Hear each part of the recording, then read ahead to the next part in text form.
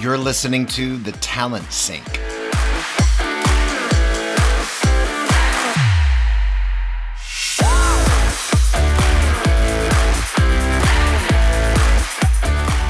The Talent Sync is a talent board and job sync collaborative podcast production about anything and everything recruiting and hiring. Literally the kitchen sink on how all things in talent acquisition work together, should work together, and how sometimes they don't. Now it's time to sync up with your hosts, Kevin Grossman and Leah Daniels. Today's topic is about internal mobility, internal candidate experience, and retention. Enjoy the podcast.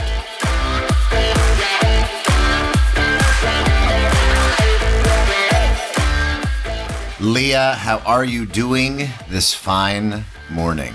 I'm great. Good morning. How are you? Nice to see you. Good morning. I'm a little burnt, but we'll get to that as part of the topic today. No, it's all fits in great, but how are you doing? What did you do this week? So this is school vacation week here in the great state of Massachusetts. Spring break? No, we get 2 spring breaks. So it's February vacation. We'll have April later. What is this, Canada? Come on.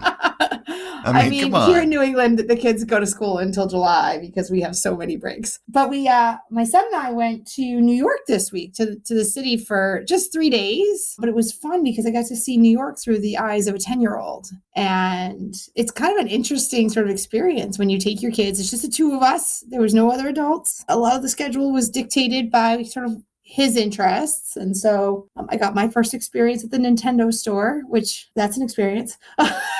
But it was interesting because I was thinking about it. What was it like through the lens then? Because we took back in 2015 when our girls were only 7 and 5, we went to New York. We had a blast, but I mean, that's still a different vantage point from a 10. So what was that vantage point? So there were a few things that were really interesting. So first is that he was really absorbed in the frenetic energy. Like I could see the energy of the city sort of imprinting on him. So he was getting more intense and like both excited and like a little bit scared. And he was like holding on to my hand, which we don't hold hands anymore because we're 10. So there was a little bit of a regression and like he was just unsure. And he had some pretty strong opinions around the new marijuana laws in New York and how much smoking was allowed on the streets of New York. But it was interesting.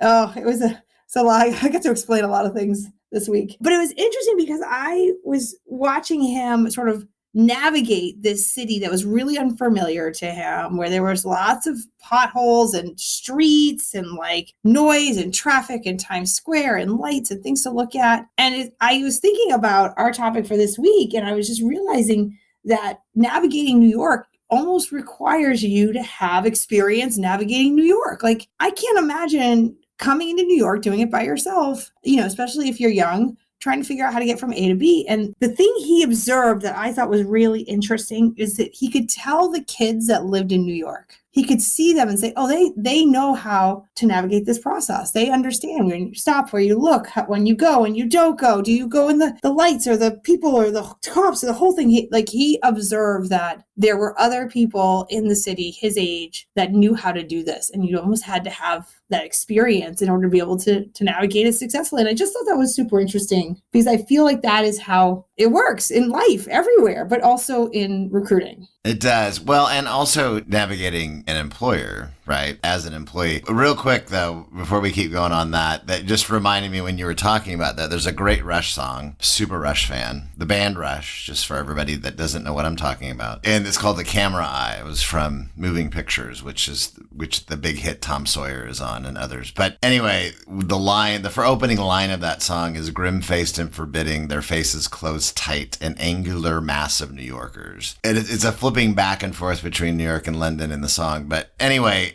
I think when you think about that frenetic pace, right, especially in, a larger, more complex employer organization, where it takes a while to learn to navigate, right? I mean, we talk about, you may hit the ground running and be able to be productive in your job, but it still takes a while to navigate the ins and outs, unfortunately, the politics of it inside an organization. And the thing that floored me, because I've been feeling burnt lately. I love the mission of what we do at Talent Board and improving candidate experience and the research. None of that's a waiver, but just the past 3 years, I think for a lot of us, it's taken a toll in keeping your head above water in the fray. And, we're just a small firm too, but we've done our best to, because our theme today for everybody's like, what are you guys talking about? Our theme today is about internal mobility, internal candidate experience, retention, all these things that companies have always struggled with on some levels, but really have struggled the past 3 years with employees leaving in droves. The list goes on. But I just read an article this morning that was talking about women in leadership roles leaving their organizations at an unprecedented rate, way more than men are. In fact, 43% of women leaders, according to a McKinsey study and Lean In, are feeling more burned out compared to only about 31% of men. I am not a woman. I don't even play one on TV, and that's a joke, by the way. But I do know, though, that I can't imagine the levels of microaggression and how many more hoops that women still have to go through, even when they make it to a leadership position in an organization compared to their male counterparts, right? At the end of the day. So women leaders, when I was reading this article and just some of the McKinsey stats overall, it is folks, but it's just the theme that continues, right? What we've gone through this past 3+ years, folks, even if they still love what they do, everybody's tired. Feels like we've been worn down in ways that maybe we had always been before, but through a new lens. You know what I'm talking about? Oh, I'm with you 100%, Kevin. And it's interesting because in my head, I've got like 35 data points. I want to just spew at you right now around. Well, spew some with us because we're tired, Leah. We're tired. We are tired. Okay, let's start with the sort of elephant in the room, which is internal mobility. It actually, regardless of gender, is really hard. It's hard because there is this psychological concept, I know you know it, around hiring for potential versus sort of evaluating people at their skills. And for whatever reason, we do this more for men than women. We know this is a data point, but we do it on the external versus internal hire. When we look at our internal people, we see their faults. And we look at our external options, we see their potential. So we start from a place where internal mobility is harder, part because we don't see people for their potential when they're internal because we know them. So we already sort of start from a place where it's the people internally have a harder time. Then we pile on. We say, oh, if we promote them, then we have to backfill this other position too. Like it's twice as much work. And then we have hiring managers who don't want to promote because then they have an empty spot that they're going to have to go fill and train and all those things. So we actually create this compounding brick wall for our internal employees who want nothing more than to be recognized and provided a path to promotions and future opportunity. And then we make the process itself hard. Can I tell you, Kevin, I can't tell you how many applications I see from companies, big companies, where it says, if you're an internal employee, stop filling out this application now. Thank you for already filling out the first 3 pages. Stop filling this out right now. And you got to go someplace else and fill out the same information, but somewhere else. Somewhere else. In the internal portal or whatever. Sure. Yeah, all of that's happening, right? And then your point, which is really interesting, and I didn't know you were going to go in this direction, but I was actually talking to Alex Murphy, who runs JobSync, and we were talking about women in leadership. And here at JobSync, of the leadership team, half are female. So that's a pretty big deal in technology. And I was saying to him, it's an unusual circumstance because in my other lives, I'm always like one woman of 8, one woman of 10. Right? It's a knife fight, even if you don't want it to be. It's a knife fight because all the women in the business, half the business, are fighting for the one spot on the leadership team that are available for women. And when you say it like that, people go, well, that's not how it's supposed to be. You're right, it's not, but it is. It is, but for people who are living, nobody wants to be shanked, but do I need to be the one who shanks first, though? It's interesting because I've been in much smaller organizations over the years. I've worked with, and I've been a part of my past incarnations in much larger organizations, but usually smaller. And, even my team now we're 50-50, half female, half male. And I wasn't necessarily planned that way. I'm glad it is that way. But when you're that small, you can I've had folks do a lot of different things on the team, just based on need of what we do at Talent Board. And it's been great to be able to do that.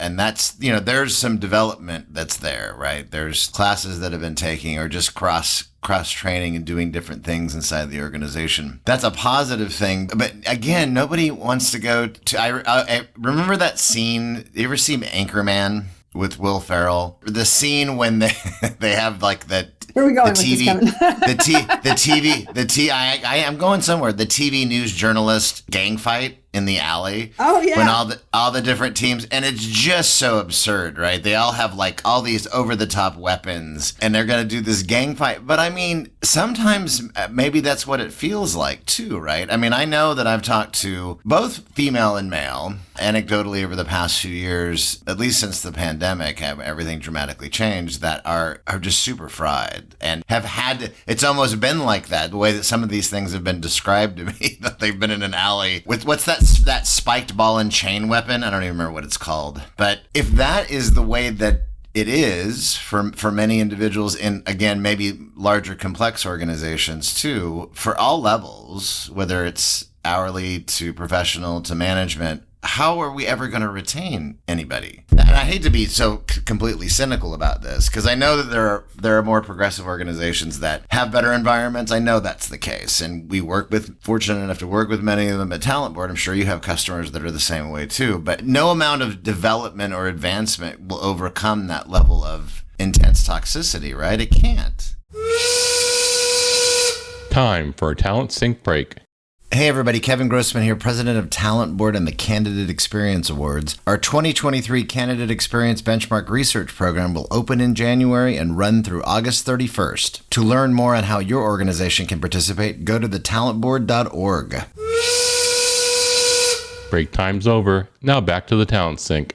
It's an afterthought, I think, is the problem. And Kevin, I was doing research as well this morning. And one of the things that I noticed when I put into just Google, type in internal mobility tools, all of the tools available, not all of them, that's not fair, but the majority of the top of Google, so everything getting the SEO juice, are other tools that do other things. It's like, here's your ATS and here's your internal mobility solution. Here is your AI tool that does ranking for candidates. But oh, by the way, it also does some internal mobility solution, right? It's this afterthought in every part of our of our industry. It's an afterthought in the tools. It's an afterthought in the process. It's an afterthought in the way we train our managers for selection. And it's sort of the last thing we do. And I don't know why that is. I'm not sure what the root cause is, but it's definitely something that unless you have some intentionality to fix it, it's always going to be an afterthought. And so, one of the things that I notice a lot when you do talk to companies about internal mobility is the process that they use for their internal candidates. And I think you probably have data on this, right? The best candidate experience companies think about their internal candidates actually differently. They don't go into the same bucket,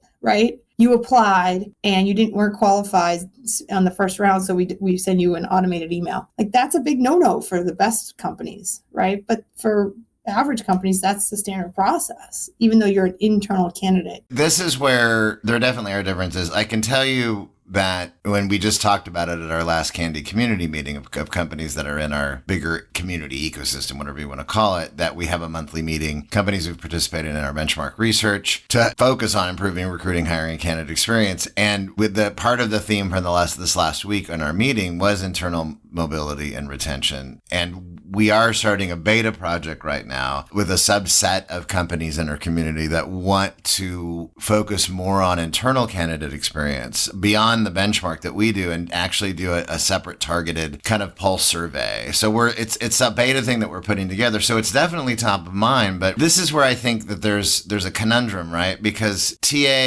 more progressive organizations have partnered more with TA because you have to constantly re-recruit to retain individuals. So there's a hand-in-hand partnership. I know New York Presbyterian, that's been a multi-year Candy winner, they work very, very much in tandem with HR and talent management to retain with retention programs and internal mobility. And that's great. The past few years, we've always done this recruiting priorities survey, and only about 23% told us that internal mobility and retention were important. But then we started doing these monthly pulse surveys starting in January, and it jumped to 31%, which is a big jump. But so far in our February gathering of data, and again, we'll see if it changes because we're going to start doing this monthly, only about 18% said they're prioritizing. And again, I wonder if it's because many of the organizations where I hand over the new hire to you, the hiring manager, you make that decision, and then it's punted into the company to HR and talent management, and then TAs, there's no purview anymore. It's only the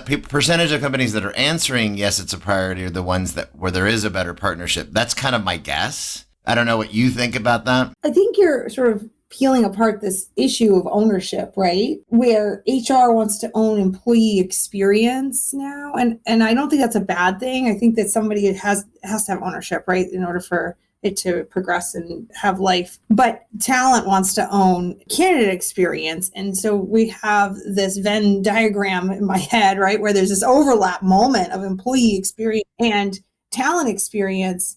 And while talent is often tucked under HR, it's almost always very independent in how it functions. And we seem to not have a great partnership between the two functions on how you treat internal candidates. Because to be fair, Kevin, I think if you're not thinking about internal mobility and promotions as part of the employee experience, you are doing a massive disservice to your employees because you are, in fact, giving them a reason to leave because you're not giving them a reason to stay. Not all people want to stay in the same job for 10 years. Some people do, and that's great, and you should support them. And some people don't, and that's great, and you should support them. And we don't. We don't support those who are ambitious and want to try new things, or maybe they love your company, but you've given them a new manager who they don't really love. Like, let's not give them a reason to leave the company. Maybe we just give them a path to leave the group, right? Or the team or whatever it might be. So internal mobility isn't always about promotions. No, it's not. I think some of the companies that do it best, which is interesting, are the consulting companies, the Deloittes and Accentures and so forth, in part because it's so engagement based that, they do a really good job at tracking people's skills over time, and they track how they're developing so they can put them on new teams and new engagements. And I feel like most companies would really serve themselves well to think about their internal employees around how do I gather more information about their skills, right? Actually, here's something I was noticing. I was looking at these tools this morning, and a lot of them do this great job at looking at your employees' resumes to see if they have the skills. Well, except that if the employee's resume is 5 years old, how is that helpful? No, it's not. It's not. But we're not growing the static piece of information we have for our recruiting teams on our employees. And that's why, by the way, the big four, Accenture, Deloitte, what you were referencing, people that I've known that have worked there as well as what I've read, they also have very strong alumni boomerang programs too. So there are folks that come back. I don't know exactly what that frequency is, but there are people that do come back. And I think that's part of that exchange. I think that organizations, if they did a better job at skills, we talk so much about skills shortage the past few years. If we did a better job at skills inventory and development, potentially, even if we're developing ourselves out of employees that may decide to move on because they're now, wow, I've got these new skills.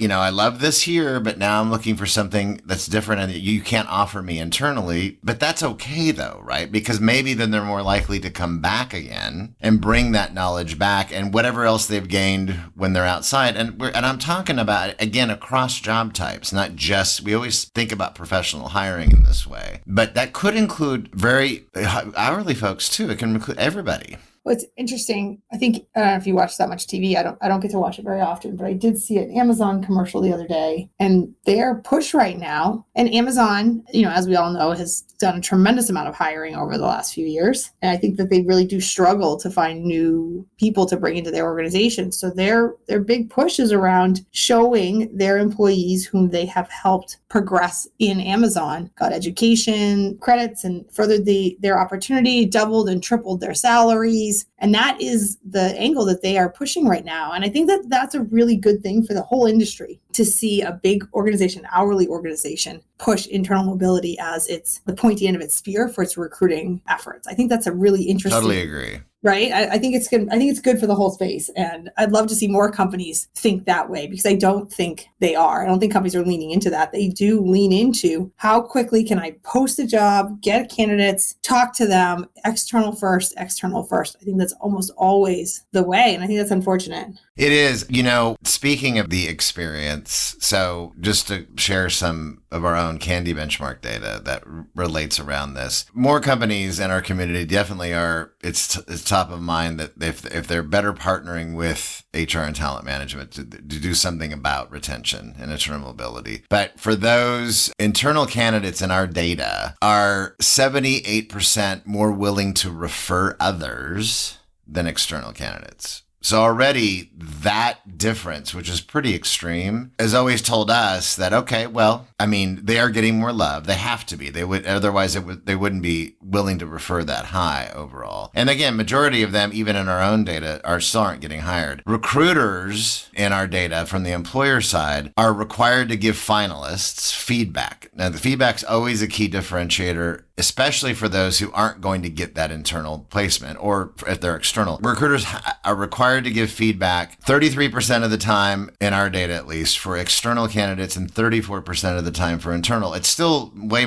lower than what I would like to see it, even for internal. The difference is in what happens with the hiring managers. And you already touched on this earlier. Only 12% of the hiring managers are required to give feedback to external finalists in our data and in the companies that participate, but 74% are required for internal. So it's a huge difference. And feedback, the last thing about this is feedback, especially even internal candidates, those who are, most of them that are interested in any given new opportunity inside the company may not get it. That's just the reality, again, of job search anywhere. But when they're given feedback as to why, and more nurturing in that aspect, their willingness to refer increases by nearly 50%. That's what we saw in the data last year for any candidate when they're given feedback. So the point is that there is more love. We see it in the data given to internal candidates, given to current employees who are there applying, but there's still not a lot of differentiation in the path, as we already talked about that too. So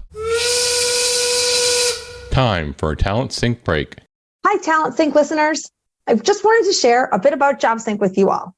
JobSync helps companies get more quality candidates out of their job board advertising and automates a variety of manual recruitment tasks by solving for the very low conversion rate challenges most companies experience on their career site. JobSync integrates your entire application, including all of your questions, directly into the various job boards' quick apply processes, providing you with fully completed applications directly into your ATS, and resulting in 2 to 5 times more candidates while dropping your cost per application by half. This helps return up to 10 hours a week back into your recruiter's time through custom automations that are based on your business-specific recruiting processes. JobSync works with most major ATSs like Workday, SuccessFactors, and Taleo, CRMs, programmatic platforms, and job boards like Indeed and Zip. You can check out jobsync.com to learn more.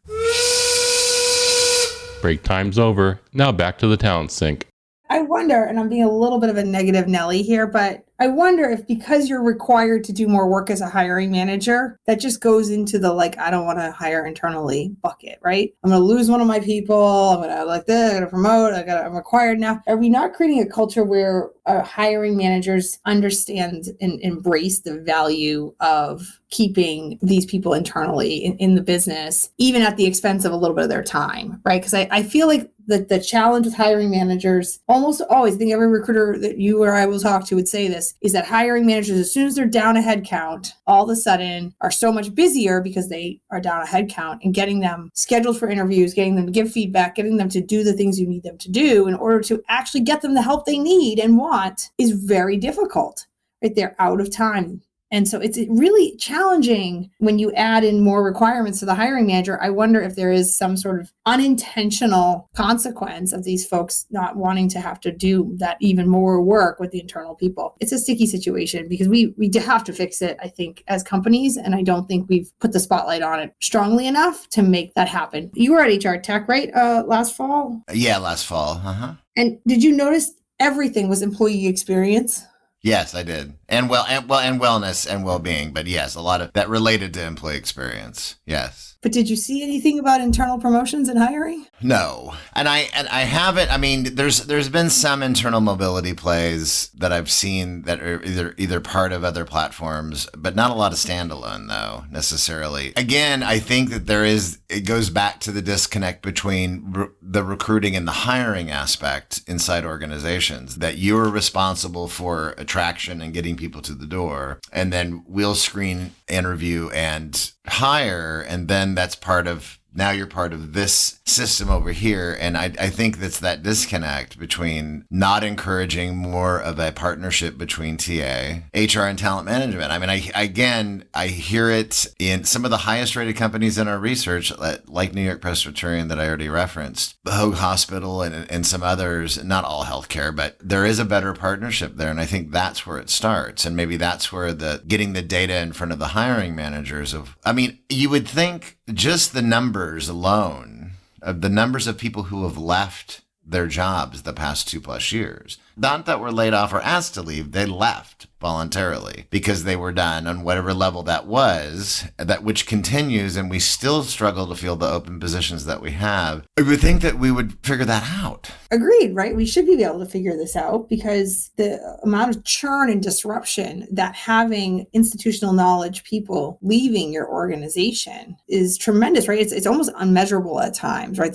There's all sorts of data on this, but it's very, very challenging to measure that. But if you just pulse check, which I know you guys love doing, you pulse check these companies, you can feel it. They can feel the loss of that institutional knowledge. You can feel the loss of these people. And, even when you look at the hourly workforce, which is different, right? Most of the hourly workforce is set up for a certain level of churn. They kind of expect it as part of the ramp. But when that accelerates, when you start to accelerate churn in the hourly workforce, one of the things that happens is you have to increase hiring more than you're churning out because you have a rate of ghosting and failure and failure to launch, don't show up, don't stay more than 2 weeks. So you actually have to overhire to compensate for your loss on the other side. So I think the impact on the hourly workforce in some ways is even greater as they're trying to bring in new folks. So you may not necessarily have institutional knowledge to the same degree, but you definitely have just speed and reliability and the fact that these people who you already have will show up every day on their schedule and so forth. So there's a loss that happens on the other side as well. And I do think that the hourly workforce faces a different set of challenges. It's not always about internal mobility, right? And so now you're in a war of dollars and cents just to keep your existing employee base, which then goes back to one of our previous conversations, which is then you're paying more for new people, and then you pay transparency, and the whole thing just becomes this huge churn that you can't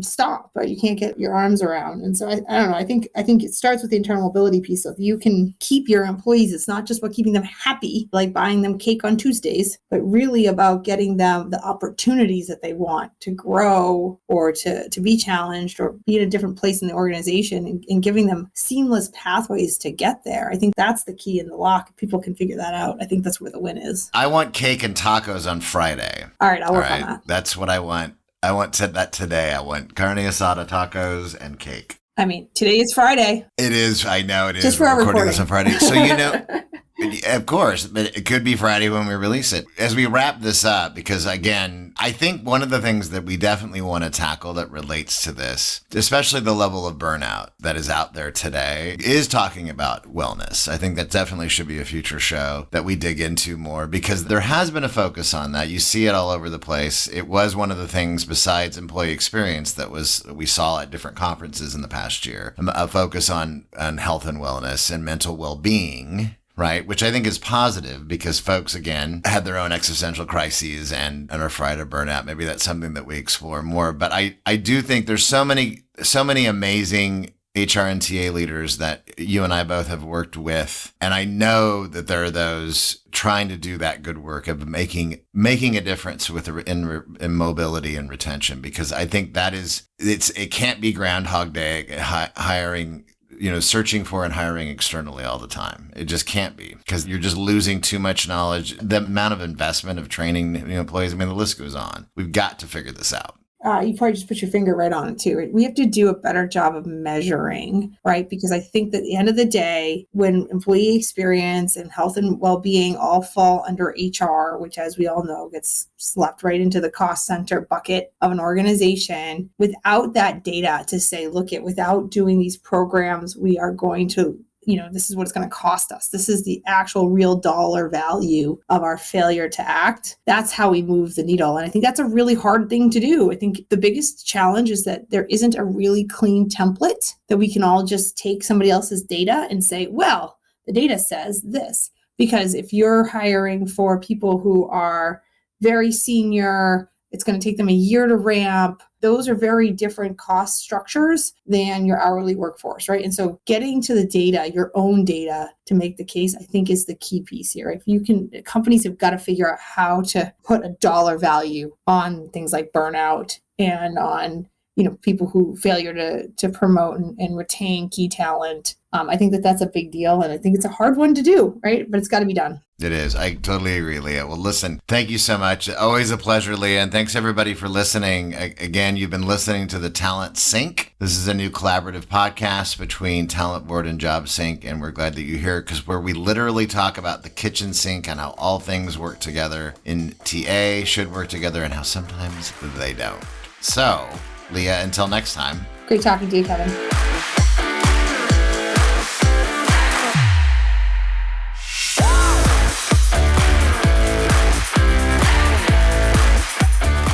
Thank you for listening to the Talent Sync podcast, a Talent Board and Job Sync collaborative podcast production. More episodes soon.